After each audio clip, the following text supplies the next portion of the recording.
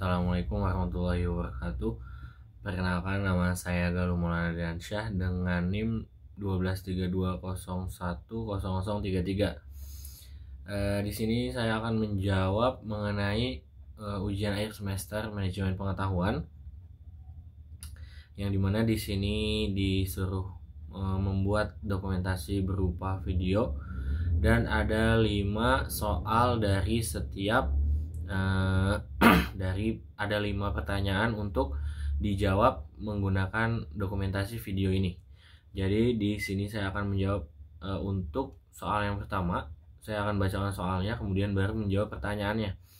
Apa yang dimaksud dengan manajemen pengetahuan, knowledge management, dan mengapa penting diterapkan dalam organisasi pendidikan Islam, sertakan pendapat pribadi tentang tantangan penerapannya di lembaga keagamaan atau pendidikan Islam.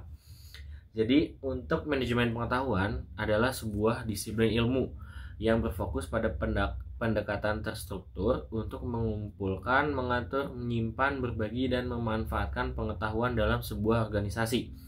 Tujuannya adalah untuk meningkatkan efisiensi, inovasi, dan pengambilan keputusan yang lebih baik. Pengetahuan di sini mencakup informasi, pengalaman, keahlian, dan wawasan yang dimiliki oleh individu maupun terkandung dalam sistem dan proses organisasi. Jadi, manajemen pengetahuan ini adalah sebuah disiplin ilmu yang berfokus pada pendekatan terstruktur. Jadi, pendekatannya itu lebih terarah dan tidak rancu. Jadi, bukan hanya sekedar keinginan individu pribadi saja. Nah, jadi pendekatannya itu berfokus untuk mengumpulkan, mengatur, menyimpan, berbagi, dan memanfaatkan pengetahuan dalam sebuah organisasi. Jadi sebuah individu itu memanfaatkan pengetahuan dalam sebuah organisasi dengan tujuan adalah meningkatkan efisiensi. Nah, meningkatkan efisiensi, inovasi, dan pengambilan keputusan yang lebih baik. Jadi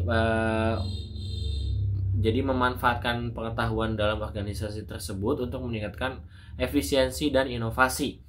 Nah, jadi jadi efisiensi di sini lebih mengarah kepada individu, bagaimana cara mengatur organisasi dengan cara yang lebih efisiensi. Kemudian ada inovasi. Nah, jadi dalam organisasi tersebut individu bisa mengambil contoh inovasi-inovasi baru dalam organisasi yang mereka kerjakan. Kemudian ada keputusan yang lebih baik. Kemudian pengetahuan di sini mencakup informasi, pengalaman, keahlian, dan wawasan yang dimiliki oleh individu maupun yang terkandung dalam sistem dan proses organisasi. Jadi individu ini bisa mengambil pengetahuan berupa informasi, pengalaman dari individu lainnya. Kemudian wawasan yang dimiliki oleh individu. Nah, jadi individu itu mengambil sebuah ilmu dari individu lainnya. Nah, jadi mengapa manajemen pengetahuan ini sangat penting? Nah, kemudian kita lanjut lagi.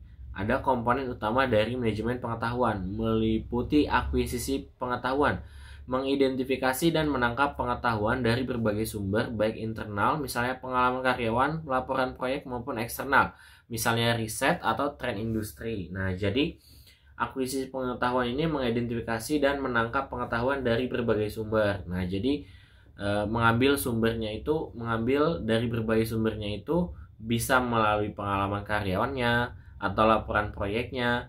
Kemudian bisa juga dari bagaimana sistem sebuah organisasi tersebut bekerja. Kemudian ada misalnya riset. Nah, riset ini biasanya dilakukan oleh individu terhadap sebuah organisasi.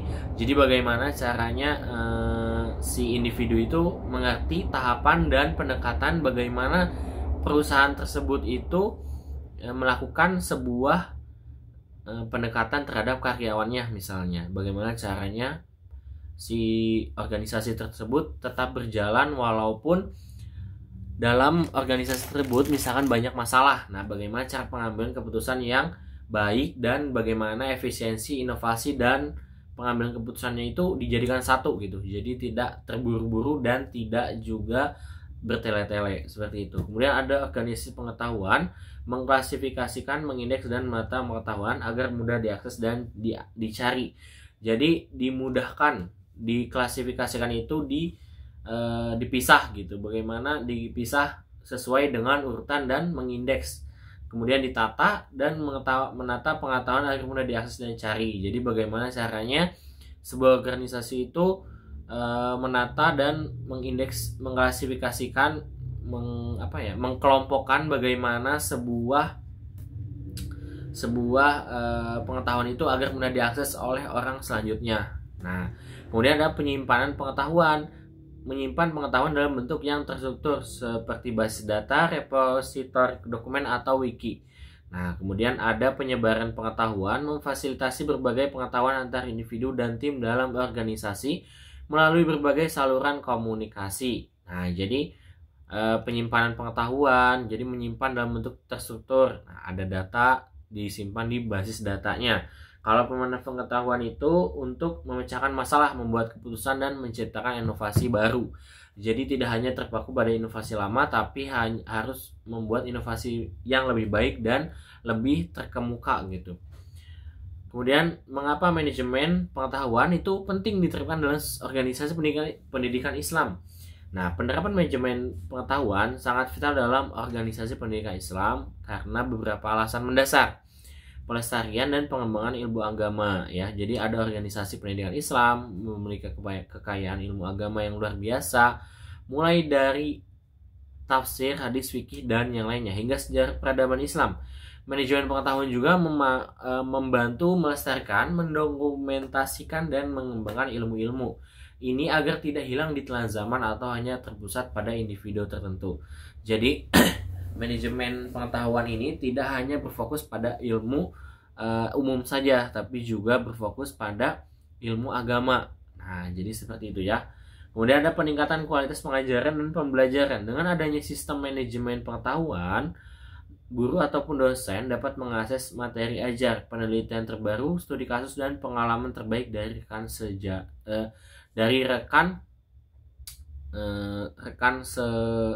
sederajat gitu ya. Hal ini akan meningkatkan kualitas pengajaran dan memberikan pengalaman belajar yang lebih kaya bagi peserta pendidik. Nah, jadi peningkatan kualitas pengajaran dan pembelajaran itu bagaimana seorang guru, dosen itu memberikan performa maksimalnya itu dalam mendidik dan memberikan transfer ilmu gitu. Nah, jadi biar para peserta didik itu merasa puas dengan apa yang telah disampaikan oleh dosen maupun gurunya gitu. Kemudian ada transfer pengetahuan antar generasi. Banyak ulama, kiai, atau cendekiawan muslim memiliki pengetahuan dan pengalaman yang mendalam yang diperoleh dari studi praktik bertahun-tahun. Manajemen pengetahuan memfasilitasi transfer pengetahuan tacit, pengetahuan yang sulit diartikulasikan dari generasi tua ke generasi muda, memastikan sebuah korelasi tradisi keilmuan Islam. Jadi bagaimana caranya si kiai ini ataupun cendekiawan ini mentransfer ilmu kepada orang yang lebih muda. Tapi bagaimana juga korelasinya, bagaimana juga kesinambungan tradisi keilmuan Islam itu tidak tidak terlalu kaku gitu. Jadi bagaimana caranya, kan Islam itu dari zaman ke zaman. Bagaimana caranya orang mendakwahkan atau mentransfer ilmu itu dengan caranya masing-masing. Misalkan sesuai umurnya. Misalnya ada untuk anak kecil, untuk remaja, kemudian untuk orang yang telah dewasa. Nah, jadi itu kan berbeda tingkatannya. Nah, bagaimana caranya orang-orang tersebut memberikan sebuah sebuah penyampaian materi mengenai ajaran Islam itu tidak kaku gitu. Jadi kan ilmu Islam itu terus berkembang. Nah, kemudian pengambilan keputusan strategis yang lebih baik. Organisasi pendidikan Islam menghadapi tantangan kompleks dalam mengelola kurikulum, SDM, keuangan, dan hubungan dengan masyarakat. Dengan akses data dan informasi yang terstruktur, pimpinan dapat membuat keputusan yang lebih tepat dan berbasis bukti. Nah, jadi pengambilan keputusan strategis ini yakni tantangan kompleksnya itu ya mengelola kurikulumnya bagaimana, SDM, keuangan, dan hubungan dengan masyarakat. Nah, jadi itu ya, kebanyakannya itu mengenai SDM, keuangan, dan hubungan terhadap masyarakat. Inovasi dalam pendidikan Islam, manajemen pengetahuan mendorong inovasi dalam metode pengajaran, pengembangan kurikulum, dan penelitian di bidang studi Islam. Dengan berbagai ide dan hasil penelitian, organisasi dapat menciptakan pendekatan baru yang relevan dengan tantangan kontemporer. Jadi nggak kaku ya, nggak kayak dulu lah. Misalkan nggak paham harus dengan hukuman atau yang lain. Jadi ada pendekatan-pendekatan inovasi-inovasi terbaru dari hasil riset, ide penelitian, dan yang lainnya gitu ya.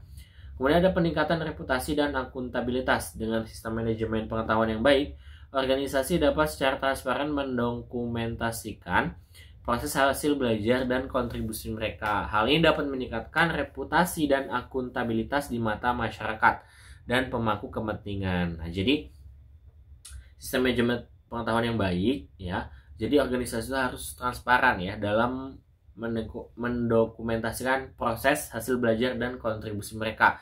Jadi nggak ada editan-editan maupun tambah-tambahan ataupun yang lainnya ya. Jadi harus harus transparan, tidak memihak salah satu pihak gitu. Nah, menurut saya tentang tantangan penerapan manajemen pengetahuan di lembaga keagamaan atau pendidikan Islam berdasarkan pengamatan ya dan pemahaman saya. Penerapan manajemen pengetahuan di lembaga keagamaan atau pendidikan Islam menghadapi beberapa tantangan, yaitu budaya ilmu di dada ya, jadi dan personalitas guru kiai. Secara tradisional, ulama atau kiai cenderung menyimpan pengetahuan di dada atau hanya menyampaikan secara lisan.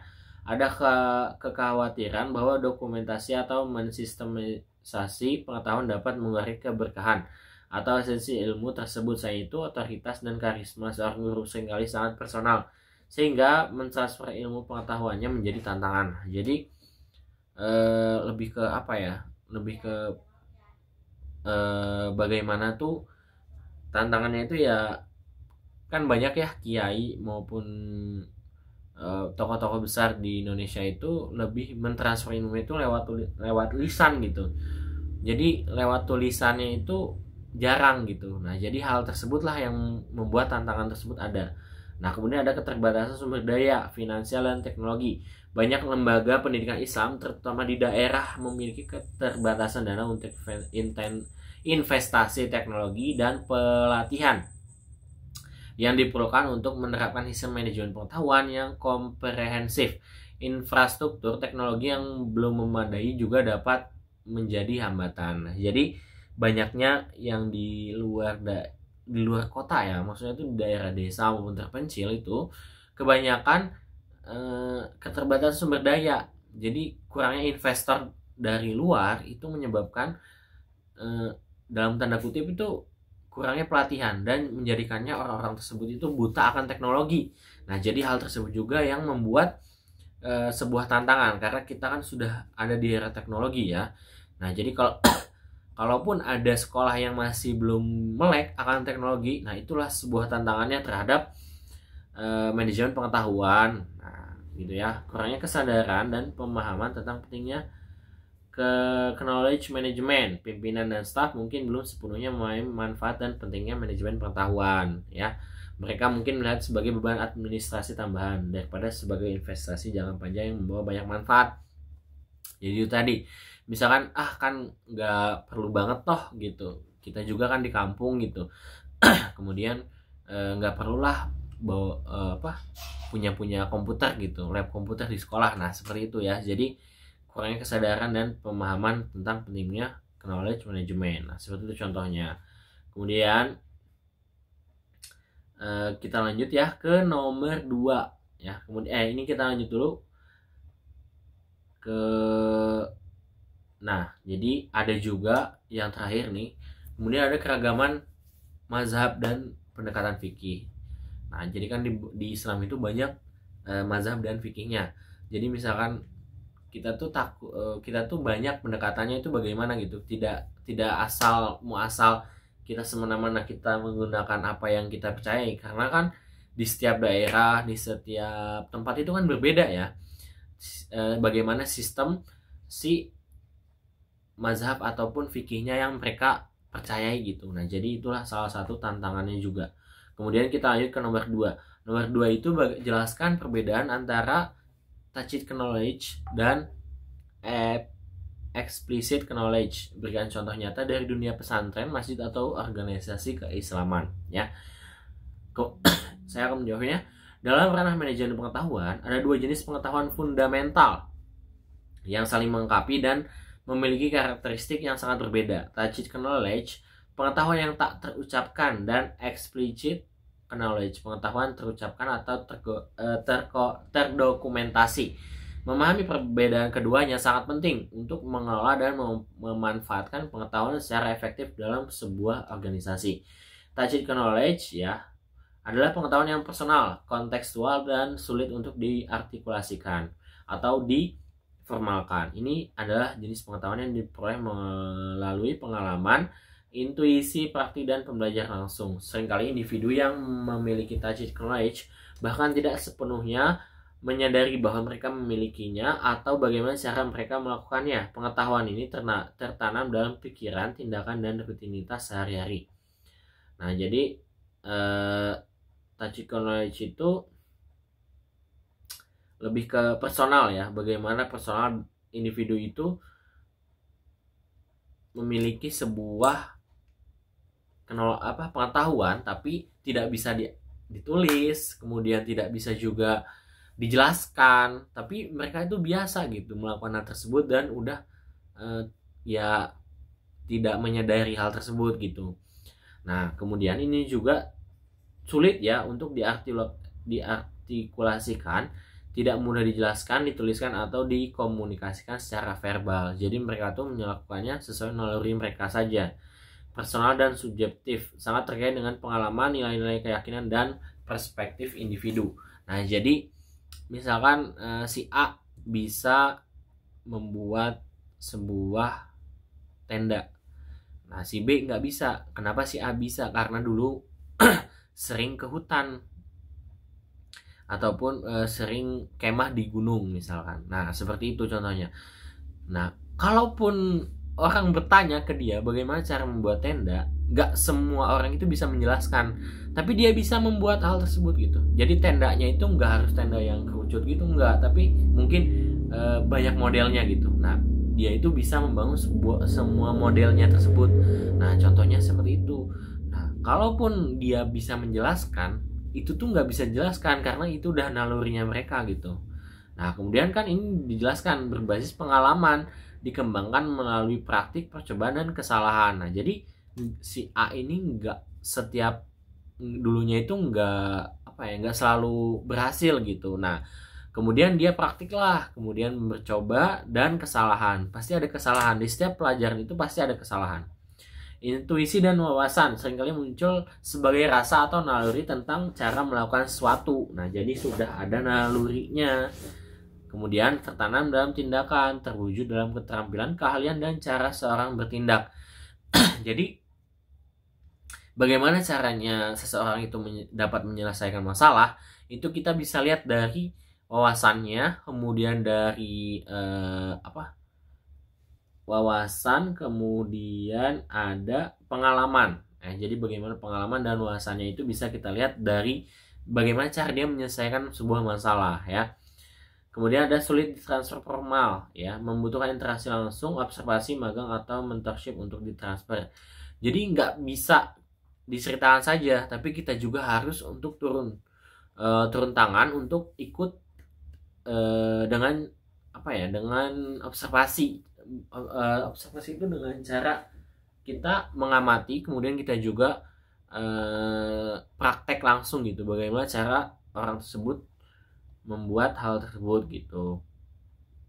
Nah, contohnya dalam dunia pendidikan, keterampilan mengajar seorang guru. Nah, bagaimana cara seorang guru secara intuitif tahu kapan harus mengubah metode pengajaran di tengah pelajaran agar siswa tetap fokus.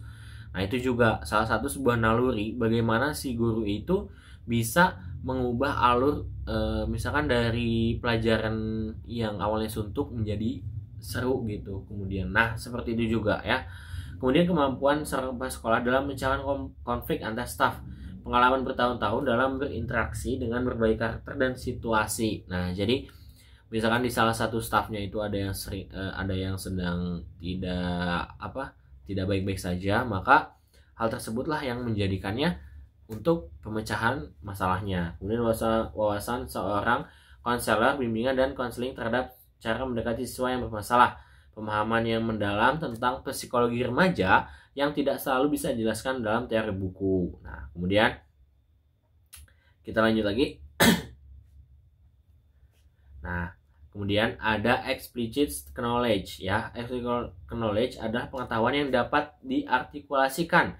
Jadi dapat diformalkan, dapat dijelaskan secara umum dan didokumentasikan dalam bentuk yang terstruktur dan dapat dibagikan. Pengetahuan ini relatif mudah untuk disimpan, dicari dan transfer antar individu dan atau sistem. Ciri-cirinya dapat diartikulasikan, objektif dan rasional, sistematis dan terstruktur, mudah ditransfer formal ya. Jadi itu bisa di databasekan, disebarkan melalui dokumen, buku ataupun database presentasi atau sistem informasi. Jadi kalau yang explicit ini bisa dibagikan secara umum lewat database, kemudian lewat presentasi atau yang lainnya gitu. Nah, dapat disimpan juga gitu. Contohnya itu kayak kurikulum, buku pelajaran dan modul, peraturan akademik dan pedoman tata tertib, nilai rapor dan transkrip akademik, kemudian hasil penelitian ilmiah gitu. Nah, jadi banyak hal yang explicit knowledge ini, banyak hal yang bisa disimpan gitu. Jadi tidak hanya bergantung pada sebuah pengalaman saja, tapi ini juga bisa dibagikan secara umum, diformalkan, dituliskan, dan diterbitkan menjadi sebuah buku ataupun sebuah laporan penelitian gitu. Nah, kemudian kita lanjut ya, hubungannya itu apa? Meskipun berbeda, nah, tacit dan explicit ini nggak berdiri sendiri. Keduanya saling melengkapi dan berinteraksi dalam sebuah siklus yang dikenal sebagai spiral pencipta pengetahuan. Nah, jadi ini tuh sebuah sebuah rangka yang dimana kalau eksplisit dan tacit itu tidak berdiri sendiri. Jadi ada sebuah berkesinambungan gitu antar kedua hal tersebut ya. Kemudian kita lanjutin nomor 3. Di nomor 3 ini bagaimana proses knowledge sharing dapat dibangun dalam organisasi berbasis nilai-nilai keislaman.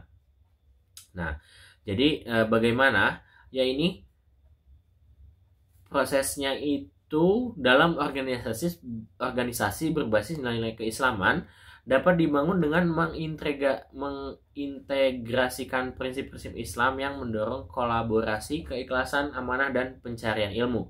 Ini bukan hanya tentang penerapan sistem teknologi, tetapi juga membentuk budaya yang kondusif. Nah, kemudian ada langkah-langkah dan prinsip yang dapat diterapkan. Ya, ada membangun fondasi nilai budaya. Konsepnya, pengetahuan dipandang sebagai ibadah dan bentuk ketaatan kepada Allah Subhanahu wa taala ya.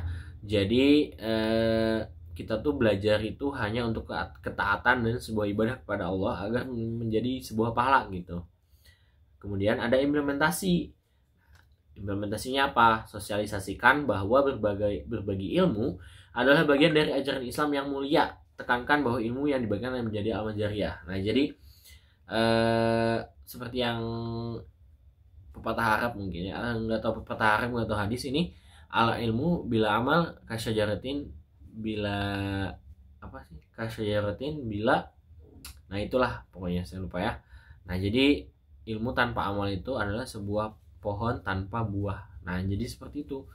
Nah, bagaimana kita tuh mengajarkan itu ilmu yang udah kita dapatkan. Nah, seperti itulah implementasinya. Prinsip ukhuwah Islamiyah, persaudaraan juga ya. Kemudian ada konsep menumbuhkan rasa persaudaraan dan saling tolong menolong di antara anggota organisasi. Nah, jadi misalkan nggak suka sama si A gitu, si A nggak suka sama si B nggak suka sama si A. Nah, itu tuh harus kita hindari, yang dimana di dalam Islam itu kan tidak mengajarkan sebuah permusuhan ya, tapi sebuah rasa persaudaraan yang tinggi ya. Jadi kita juga harus membangun prinsip ukhuwah Islamiyah juga gitu, biar implementasinya juga berjalan lancar. Nah, biar nggak selek terus nih, ada kan kegiatan kebersamaan, forum diskusi informal, dan program mentorship yang mendorong interaksi personal dan pembangunan kepercayaan. Nah, jadi biar nggak ada slack lah antara anggota organisasi, adakan kegiatan kebersamaan. Jadi nggak harus formal terus ya. Jadi misalkan kayak sekedar kayak ada makrab gitu ya kalau di kalangan mahasiswa. Mungkin kalau di kalangan guru ya kurang tahu ya. Nah, mungkin seperti itulah contohnya.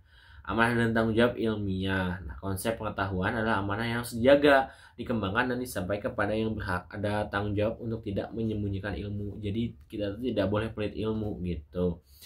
Nah, kemudian ada adab menuntut ilmu dan mengajarkan ilmu. Misalnya adab dulu baru ilmu gitu ya, biar ilmunya itu berkah. Jadi mengedepankan akhlak mulia dalam proses belajar, mengajar, dan berbagi, menghormati guru dan bersikap rendah hati dan sabar dalam menyampaikan ilmu. Jadi misalkan si A, si B, si C itu tidak paham dalam memahami sebuah ilmu, maka hal tersebut kita harus bisa sabar dalam menyampaikan sebuah ilmu. Jadi tidak boleh emosi gitu. Nah, strateginya dan mekanismenya seperti apa? Nah, jadi pengetahuan agama ini digitalisasi kitab kuning ataupun yang lainnya, membangun repository digital manuskrip kitab-kitab tafsir, hadis, fikih, sejarah Islam dan karya ulama. Nah, di zaman-zaman sekarang itu kan udah banyak ya yang mengedepankan sebuah e-book gitu. Nah, seperti inilah contoh-contohnya ya.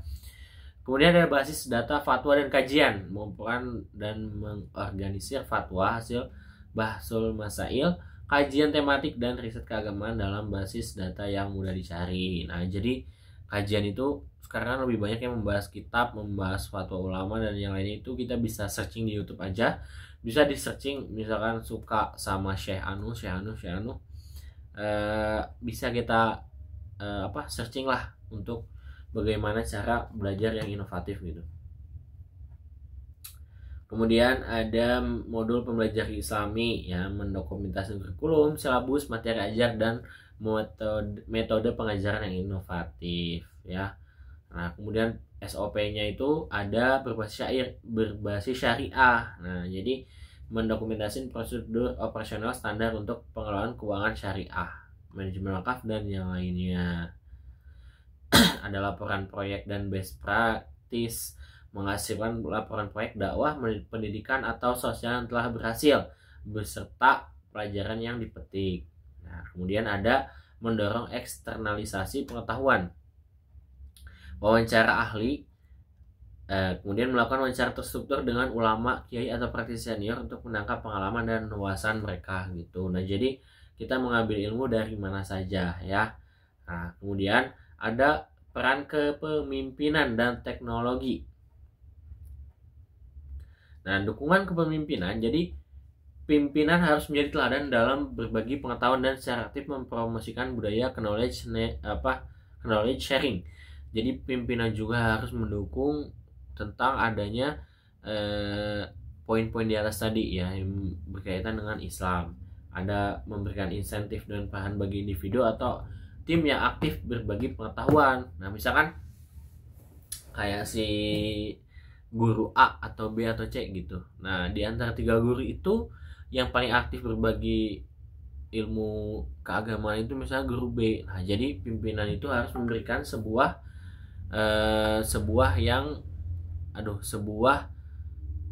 penghargaan ya, sebuah penghargaan berupa insentif ataupun yang lainnya gitu. Itu gimana pimpinan saja ya. Kemudian kita ada pemanfaatan teknologi. Nah, untuk menyimpan dan mengorganisir dokumen. Nah, jadi kita kan sudah belajar juga sistem informasi. Nah, di sistem informasi juga kita sudah belajar bagaimana cara menyimpan dan mengorganisir berupa dokumen, laporan dan materi ajar biar kita juga tidak bingung seperti itu ya. Kemudian kita adakanlah platform kolaborasi online seperti forum diskusi atau grup chat untuk memfasilitasi komunikasi dan berbagai ide gitu, berbagi ide. Nah, jadi misalkan ketiga guru tersebut guru B yang tadi yang sudah sudah diberikan penghargaan membuat grup chat untuk berbagi ilmu kepada guru yang lainnya biar makin semangat gitu untuk mengajar mengenai agama Islam, mungkin seperti itu ya. Nomor 4, manajemen pengetahuan juga bukan sekedar kegiatan satu kali, melainkan sebuah siklus. Oh, ini nomor 4 ya, kita lanjut ya. Sebutkan dan jelaskan tahapan dalam siklus manajemen pengetahuan. Mana tahapan yang menurut Anda paling krusial ya. Nah, menurut saya itu manajemen itu bukan satu kali, melainkan sebuah siklus berkelanjutan yang memastikan pengetahuan dalam organisasi terus mengalir, diperbaharui dan dimanfaatkan. Meskipun model siklusnya bisa bervariasi tergantung pada literatur. Umumnya ada 5 tahapan utama yang saling terkait. Ada akuisisi pengetahuan, kemudian ada organisasi dan penyimpanan pengetahuan, kemudian ada penyebaran atau berbagi pengetahuan, pemanfaatan pengetahuan, serta penciptaan pengetahuan ya. Jadi nah, kalaupun ada ini mengapa hal tersebut itu sangat penting, karena di sebuah organisasi itu pasti ada yang namanya evaluasi berkelanjutan. Jadi nggak ada yang namanya organisasi itu sudah sempurna, itu nggak ada. Pasti ada yang namanya evaluasi berkelanjutan. Nah, di sini juga udah ada siklus berulang. Pengetahuan baru yang tercipta di tahapan ini akan kembali ke tahap akuisisi. Memulai kembali siklus ini bisa berupa pengembangan teori baru, penemuan metode baru, dan atau munculnya wawasan baru dari data yang ada. Nah, jadi misalkan itu tadi evaluasi berkelanjutan itu seperti apa? Jadi bisa memanfaatkan data-data yang lama dan menjadikan sebuah ide yang baru lagi dari data yang lama tersebut. Oke, seperti itu ya. Nah, menurut saya tahapan pemanfaat pengetahuan college application adalah hal yang paling krusial dalam siklus manajemen. Mengapa? Karena nilai real tercipta dari sini.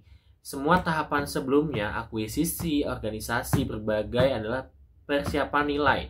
Sebenarnya dari manajemen pengetahuan juga baru terlihat ketika pengetahuan tersebut diterapkan untuk menghasilkan hasil nyata, entah itu dari peningkatan kinerja, inovasi, ataupun menyelesaikan masalah. Tanpa pemanfaatan pengetahuan yang susah payah dikumpulkan atau terorganisir hanya akan menjadi aset mati atau data yang tidak berguna. Nah, gitu ya. Kemudian ada mendorong pembelajaran berkelanjutan. Ketika pengetahuan berhasil dimanfaatkan, hal itu akan memicu siklus penciptaan pengetahuan baru. Nah, jadi ada pengetahuan baru ya. Memotivasi partisipasi. Jika karyawan melihat bahwa pengetahuan yang mereka bagikan atau akses benar-benar dimanfaatkan dan membawa dampak positif bagi organisasi, mereka akan lebih termotivasi untuk terus berpartisipasi. Nah, jadi kalaupun sudah inovasinya sudah oke nih, itu bakal ada orang-orang baru yang terus berkembang gitu untuk mengembangkan ide-idenya. Ada umpan balik untuk meningkatkan proses pemanfaatan juga menjadi titik umpan balik yang penting. Jika pengetahuan yang digunakan ternyata tidak akurat atau tidak relevan, ini menjadi sinyal untuk memperbaiki proses akuisisi atau organisasi di masa pendatang. Nah, jadi ya seperti yang sudah dijelaskan. Ya, jadi ada 5 pokok. Nah, di mana akuisisi pengetahuan itu sudah dijelaskan di atas ya. Nah, kemudian ada organisasinya penyimpanan pengetahuan juga sudah, penyebaran berbagi juga sudah ya. Kemudian ada penciptaan pengetahuan juga sudah ya. Nah, ada pemanfaatan pengetahuan juga sudah ya. Kemudian kita lanjut lagi ke nomor terakhir. Apa peran teknologi informasi dalam mendukung sistem manajemen pengetahuan? Refleksikan juga potensi dan tantangan penggunaan teknologi di lembaga berbasis keagamaan. Nah, jadi proses teknologi informasi ini dalam mendukung sistem manajemen pengetahuan sangatlah sentral, bahkan bisa dibilang tak terpisahkan di era modern ini ya.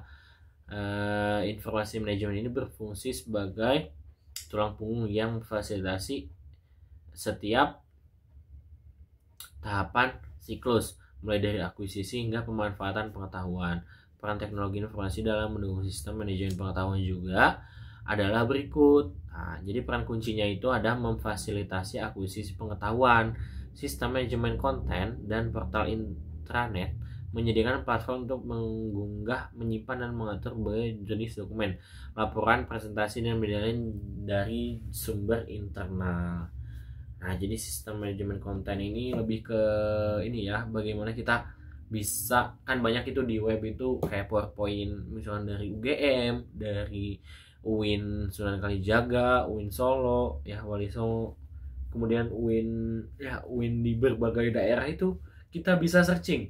Nah, contohnya seperti itu, ya. Kemudian ada alat kolaborasi online, misalnya Wikipedia, Google Dokumen, Microsoft 365, dan yang lainnya. Memungkinkan banyak pengguna untuk berkontribusi dan mengedit dokumen secara bersamaan, menangkap ide-ide yang muncul dari diskusi. Nah, jadi lebih ke apa ya? Lebih ke bagaimana misalnya dari kita membuat sebuah jurnal. Nah, jurnal ini kita ambil dari data-data terdahulu, dari penelitian para dosen-dosen terdahulu, ya. Kita kumpulkan semuanya di sebuah Microsoft, ya, misalkan kayak Microsoft Word. Kita kumpulkan jadi satu, ya kan? Kita kumpulkan, kita tambahkan, kita revisi lagi hal-hal yang kurang sesuai mungkin dari dosen-dosen yang terdahulu. Nah, kita turunkanlah menjadi sebuah jurnal. Nah, itu juga sama aja, karena ini juga menangkap ide-ide yang muncul dari diskusi. Dari diskusinya apa, misalkan dari teman kita diskusi presentasi di kelas, itu memunculkan sebuah ide kita untuk membuat sebuah jurnal. Karena kalau kita baca dari jurnal yang teman-teman kita jadikan referensi, misalkan banyak kesalahan, banyak ketidaksamaan hal tersebut yang di lapangan, nah itu bisa jadikan sebuah ide pokok yang menjadikan kita menulis untuk membuat karya yang kita sempurnakan dari karya yang sebelumnya. Mungkin seperti itu ya. Kemudian ada basis data dan data mining, mengumpulkan dan menganalisis data terstruktur dari berbagai sistem operasional untuk mengidentifikasi pola, tren, dan wawasan yang dapat menjadi pengetahuan yang baru, ya. Nah, jadi ini tuh mengumpulkan dan menganalisis data, ya, menjadikan pengetahuan yang baru gitu. Jadi nggak hanya itu saja gitu, pasti ada yang diperbarui gitu. Kemudian ada AI, machine learning, ya. Dalam skala berkelanjutan, AI dapat membantu mengidentifikasikan dan mengekstrak informasi relevan dari teks tidak terstruktur, misalnya email, transaksi percakapan, atau bahkan menyarankan ahli berdasarkan keahlian yang terdeteksi. Nah, jadi di era sekarang itu kan udah mulai banyak ya yang pakai AI. Bahkan kemarin saja yang membahas bagaimana kita tuh tidak bergantung pada AI itu seperti apa, tapi dalam tanda kutip AI itu teknologi itu membuat kita bergantung gitu pada teknologi tersebut. Nah, AI ini juga bisa menyarankan misalkan referensi jurnal terdahulu untuk kita baca gitu. Nah, itu juga bisa. Nah, tapi disclaimer ya, saya ucapkan di sini, AI juga tidak seutuhnya betul, karena AI juga belum bisa masuk ke dalam pusat database internal sebuah organisasi. Nah, seperti itu. Jadi tidak bisa AI itu dijadikan sebuah patokan. Meningkatkan organisasi dan penyimpanan pengetahuan. Sistem manajemen dokumen mengatur dokumen dengan sistem folder, tagging, metadata, dan kontrol versi untuk memudahkan pencarian dan pengelolaan. Ada repository pengetahuan digital, menyediakan lokasi terpusat dan terstruktur untuk menyimpan implicit knowledge, misalnya jurnal, buku, panduan, atau best practice, mesin pencari, ya. Kemudian ada memungkinkan penggunaan dengan cepat menemukan informasi yang relevan di antara volume data yang besar menggunakan kata kunci atau query yang kompleks. Nah, jadi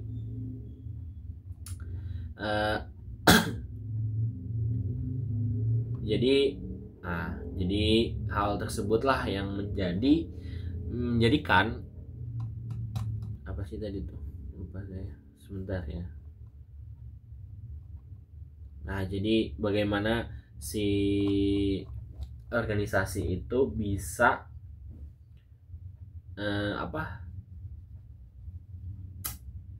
bisa memanfaatkan teknologi informasi gitu di era sekarang ya. Nah, jadi ada mempermudah penyebaran juga. Jadi platform kolaborasi tadi yang sudah saya sebutkan di atas bisa memberikan ruang bagi karyawan untuk berinteraksi, bertanya jawab, dan berbagi ide secara informal maupun formal. Nah, seperti itu.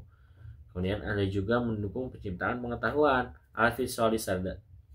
Alat visualisasi data membantu mengidentifikasi pola dan hubungan baru dalam data yang dapat mengarah dan pada penciptaan wawasan dan pengetahuan yang baru.